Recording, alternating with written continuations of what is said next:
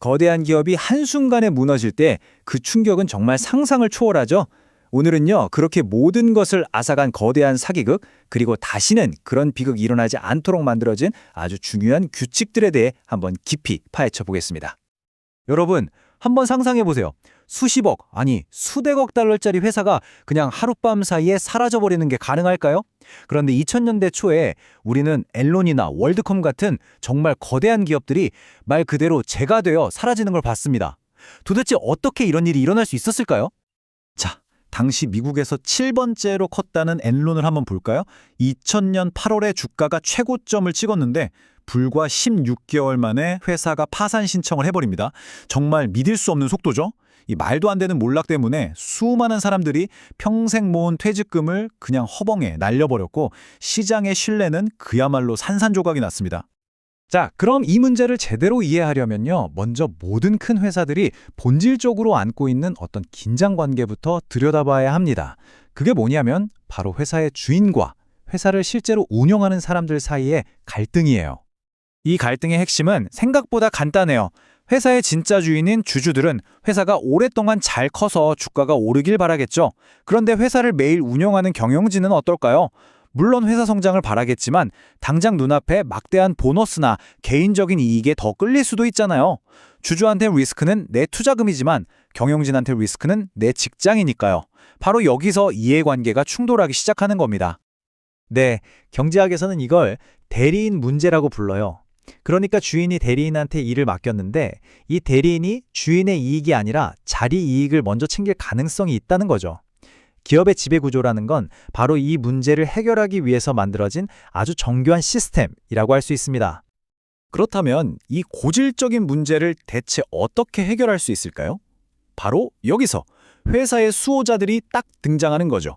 이들은 경영진이 혼자서 마음대로 하지 못하도록 막기 위해 설계된 일종의 견제와 균형 시스템 그 자체입니다. 자, 기업 지배구조라는 게 대충 이런 식으로 돌아가요. 맨 위에는 당연히 소유주, 즉 주주가 있고요. 주주들은 자신들의 대표로 이사회를 뽑습니다. 그럼 이 이사회가 경영진을 감독하는 거죠. 동시에 감사인들은 아래에서 위로 회사가 잘 돌아가는지 감시 보고를 올리면서 균형을 맞추는 거고요. 이게 바로 견제와 균형의 핵심 구조입니다. 이 구조에서 정말 중요한 역할을 하는 곳이 바로 이사회인데요. 많은 분들이 오해하시는데 이사회는 CEO를 위해 일하는 곳이 아니에요. 절대 아니죠. 회사의 주인인 주주들을 대신해서 경영진을 감시하고 감독하는 최고 기구라는 점, 이게 핵심입니다. 이 책임의 연결고리를 한번 보세요. 이게 진짜 중요하거든요. 경영진은 이사회에 보고하고 이사회 안에는 또 독립적인 감사위원회라는 게 있어요. 그리고 결정적으로 회계장부를 들여다보는 감사인은 CEO한테 보고하는 게 아니라 바로 이 감사위원회에 직접 보고하도록 되어 있습니다. 경영진이 감사 결과에 압력을 넣을 수 있는 길을 아예 끊어버린 아주 중요한 장치죠. 앨런 같은 초대형 회계 스캔들이 빵 터지니까 미국 의회도 더는 이걸 기업들 알아서 하라고 맡겨둘 수가 없겠다고 판단한 거죠.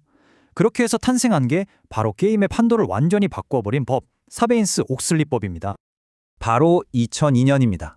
이 해에 사베인스-옥슬리법이 통과되면서 기업 지배구조의 역사가 뭐랄까 완전히 새로운 페이지를 열게 돼요. 투명성과 책임을 법으로 강제하는 시대가 시작된 겁니다. 이 법의 핵심 중 하나가 뭐냐면 바로 감사위원회의 힘을 엄청나게 키워준 거예요. 이제 위원회는 경영진하고 아무 상관없는 사회이사들로만 꾸려져야 하고요. 심지어 외부 감사인을 고용하고 돈 주고 자를 수 있는 모든 권한을 이 위원회가 갖습니다. 경영진이 감사인을 자기 입맛대로 주무를 수 있는 여지를 원천적으로 막아버린 거죠. 하지만요, 이 사베인스-옥슬리법의 진짜 무서운 점, 가장 강력한 무기는 따로 있었어요. 그게 뭐냐? 바로 경영진에게 개인적인 책임을 직접 묻기 시작했다는 겁니다. 이제 CEO랑 CFO는요, 모든 재무 보고서에 자기 이름을 걸고 직접 서명을 해야 해요. 만약에 그 보고서가 가짜다. 그럼 그 책임은 회사가 아니라 서명한 바로 그 개인이 지는 겁니다. 그냥 벌금 몇 푼 내고 끝나는 게 아니에요. 수백만 달러 벌금에 최대 징역 20년까지 갈 수 있어요. 전 몰랐는데요. 이런 변명, 이젠 그냥 감옥 가는 지름길이 된 거죠. 자, 이렇게 좀 무거운 법 이야기는 이쯤 하고요. 그럼 이런 시스템이 우리 일상, 그러니까 회사 안에서는 실제로 어떻게 돌아가는지 한번 볼까요? 여기서 내부 통제라는 개념이 나옵니다. 내부 통제, 말이 좀 어려운데요. 그냥 쉽게 말해서 회사 안에 있는 모든 종류의 안전장치라고 생각하시면 돼요. 회사 돈을 지키고 또 모든 업무가 실수나 부정 없이 정확하고 정직하게 처리되도록 만드는 구체적인 절차나 규칙, 이런 걸 다 말하는 거죠. 한번 생각해 보세요. 만약에 한 사람이 돈을 쓰고 싶다고 요청하고 자기가 그걸 승인하고 또 자기 손으로 돈을 지급한다. 그럼 사고가 날 수밖에 없겠죠? 그래서 내부 통제라는 게 있는 거예요. 보시는 것처럼 요청하는 사람, 승인하는 사람, 검증하는 사람, 돈을 보내는 사람이 다 다르면 선호를 견제하고 실수를 막을 수 있잖아요. 이게 바로 내부 통제의 핵심 원리입니다. 이 세 가지 개념은 아주 긴밀하게 연결되어 있어요. 지배구조가 큰 틀, 그러니까 이 회사의 헌법 같은 거라면 리스크 관리는 어디에 위험이 있는지 미리 찾아내는 정보기관 같은 역할을 하고요. 그리고 내부 통제는 그 위험을 현장에서 직접 막는 구체적인 행동규칙, 즉 경찰이나 군인 같은 거죠. 이 세 가지가 조화를 이루어야 제대로 된 감독 시스템이 완성되는 겁니다. 자, 그럼 이런 복잡한 시스템 얘기가 도대체 우리랑 무슨 상관이냐, 왜 중요하냐 이렇게 생각하실 수도 있어요. 그냥 회사들 알아서 할 일 아니냐고요? 천만에요. 절대 그렇지 않습니다. 핵심은요, 바로 우리 돈이에요. 여러분이 투자한 주식, 펀드, 그리고 우리가 노후를 위해 꼬박꼬박 붓고 있는 연금까지. 그 모든 돈이 결국 어디로 가나요? 바로 기업으로 흘러들어가잖아요.